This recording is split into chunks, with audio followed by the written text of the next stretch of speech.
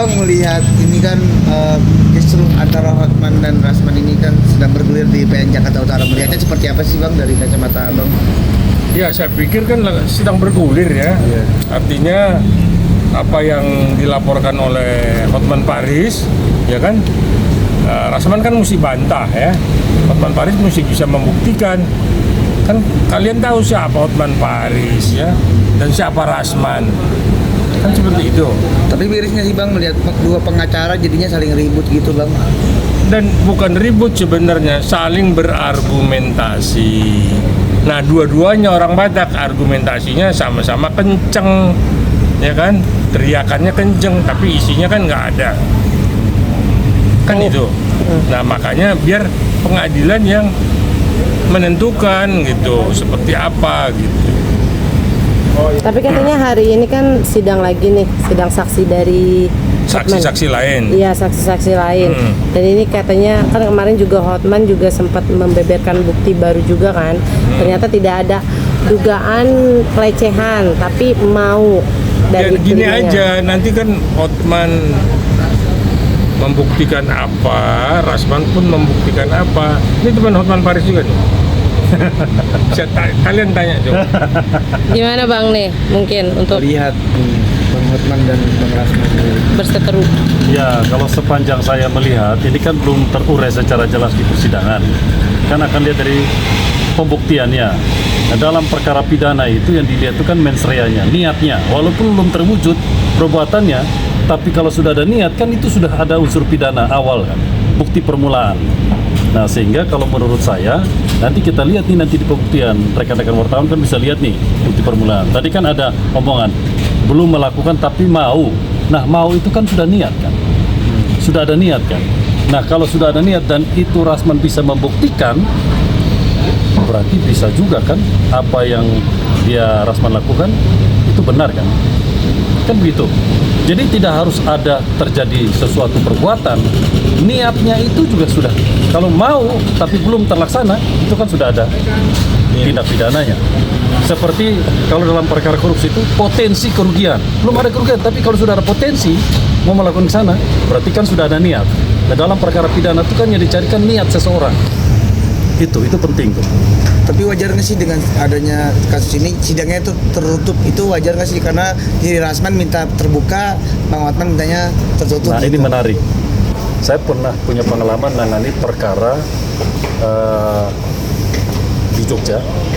Waktu itu kan dulu ada BO lewat Twitter, lalu ada penusukan 8 kali, lalu terungkap tuh di Jogja. Sebelumnya ada kasus pidana seorang cewek BO di Jakarta yang dibunuh di kos tuh, di Duren. Nah, lalu lanjut ke Jogja. Mau sidangnya, jaksa bikin surat dakwaannya, itu vulgar di dalam dakwaannya. Sebelum sidangnya mulai, saya tanya, ini hukum acaranya tertutup atau terbuka? Karena dakwaannya, itu unsur pidananya, itu terbuka hukum acaranya. Nah, saya bilang kalau seandainya perkaranya ini, pidananya itu hukum acara terbuka, tapi pelaksanaannya tertutup, berpotensi itu orang bebas terdakwanya. Berpotensi bebas, tinggal tergantung si Rasman mengolahnya itu nanti dalam pledoinya. Karena apa? Tuduhan perkara pidananya Rasman itu kan hukum acara terbuka. Kalau penerapannya dia hukum acara tertutup, kan sudah tidak sesuai dengan hukum acara. Nah, mestinya kalau tidak sesuai dengan hukum acara, berarti kan persidangan itu kan ada yang cacat. Kalau ada cacat, terus hakimnya ragu, mestinya diputus bebas. Karena hukumnya pidana begitu. Kalau terdapat keraguan, harus diputus bebas. Dalam pasal 183 KUHP itu, 2 alat bukti disertai keyakinan hakim. Alat bukti 1000 pun, ya, kalau kita kan hanya 5. Tapi 1000 sekalipun kalau hakim tidak yakin kan, wajib diputus bebas. Tapi hakimnya bilangnya kalau bahwasanya itu ada unsur pelecehan seksual. Terlepas dari itu, karena unsur pasalnya hukum acara terbuka, tidak boleh tertutup. Nah, makanya kalau ada berita bilang ini hukum acara tertutup, loh, pasal dakwaannya kan terbuka. Beda dengan pelecehan seksual. Kalau pelecehan seksual, ya pidana tersendiri aja dengan hukum acara tertutup. Nah, tinggal Rasman aja tinggal mengolah dalam pledoi. Hukum acaranya ini dalam persidangan ini cacat. Karena apa? pasal yang dituduhkan itu pasal pidana terbuka hukum acaranya. Bang, Tapi karena pada praktik tertutup, itu kan bisa cacat hukum kan.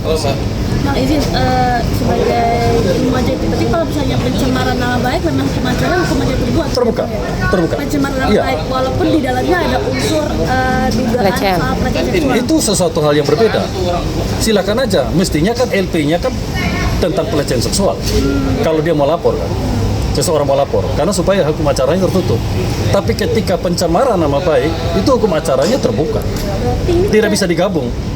bisa menjadi celah bagi Rasman Iya, untuk bebas. Iya, karena hukum acaranya harus fair dong ya. Maksudnya peradilan itu harus fair. Dalam arti begini, jangan ada potensi memihak salah satu pihak. Itu aja sudah tidak fair.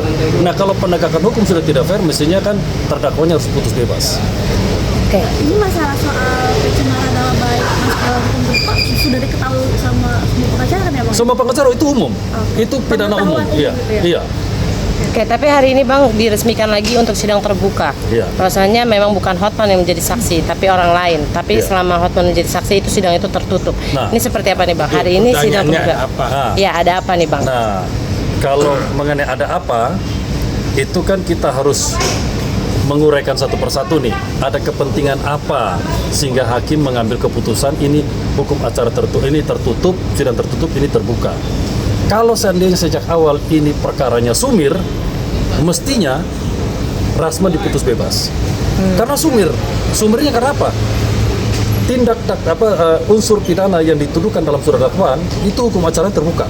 Tapi kalau dalam prakteknya itu dicampur, berarti ini kan ada keraguan sebenarnya. Ini sebenarnya pidana pelecehan seksual yang mau diungkap dalam persidangan atau pidana umum yang terkait dengan pencemaran nama baik.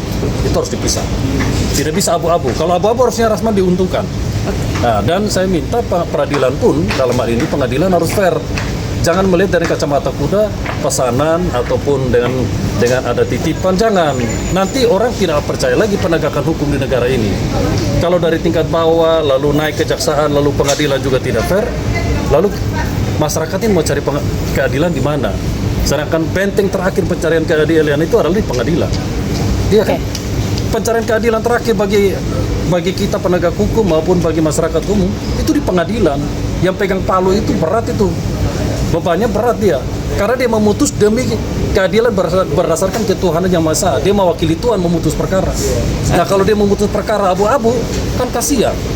Tapi biasanya Bang kalau di setiap persidangan itu memang kalau dari awal sidang terbuka apakah bisa dicampur di Tidak tengah? bisa, tidak tertutup. bisa. Contoh misalnya, ini ada pidana khusus, ada pidana umum. Itu sudah lex spesialis, sudah tidak bisa digabung. Ada perkara yang saya pernah handle juga, pidana umum digabung dengan pidana korupsi dalam surat dakwaan, bebas kok. Sampai Mahkamah Agung diputus bebas. Karena salah menerapkan hukum. Kalau sudah salah menerapkan hukum, terdakwa harus diuntungkan. Karena asas hukum bagi seorang terdakwa, apabila suatu tindak pidana itu sumir, terdakwa harus diputus bebas. Oke. Tidak bisa tidak, harus diputus bebas. Gimana, Bang? Namanya kepastian hukum. Ya. Harus ada kepastian hukum. Apa yang disampaikan Pak Richard, ini catat nih, beliau ini pengacara hebat. Ya. Jadi kalian ini Pak Richard, ya. Jadi apa yang disampaikan itu benar. Artinya jangan sampai ya di LP-nya itu pencemaran nama baik, begitu masuk persidangan jadi sidang tertutup, yang tadinya terbuka jadi tertutup, sekarang jadi terbuka lagi, tidak ada kepastian hukum. Maka yang dirugikan si terlapor, yaitu Rasman. Jadi kalau tidak ada kepastian hukum kemungkinan bebas nih. Rasman harus bebas. Harus bebas. Ya. Harus bebas. Nanti setelah pledoi biasanya. Ya, Di pledoinya itu pledoi. ya. Tinggal pengacaranya Rasman bisa mengolahnya bahwa ini sejak awal tindak pidananya itu tindak pidana dengan hukum acara terbuka. Ketika penerapannya itu tertutup, maka sudah tidak ada kepastian hukum di dalam penegakan hukum dalam perkara Rasman. Dan sebagai konklusi langsung putus bebas gitu ya Bang? Gimana? Sebagai konklusi langsung putus Iya, bebas. harus diputus bebas. Karena bukan kata saya, kata hukumnya bilang begitu. Harus diuntungkan terdakwanya. Oke, berarti di posisi sekarang ini Rasman diuntungkan kan dengan sidang tertutup Diuntungkan. kemarin Hotman. Nah, Makanya saya berani bilang, Rasman kau akan bebas. iya. Dengar nih ya, saya yang bilang, kau pasti bebas. Kalau nggak bebas, kita demo. Oke, terima kasih Pak.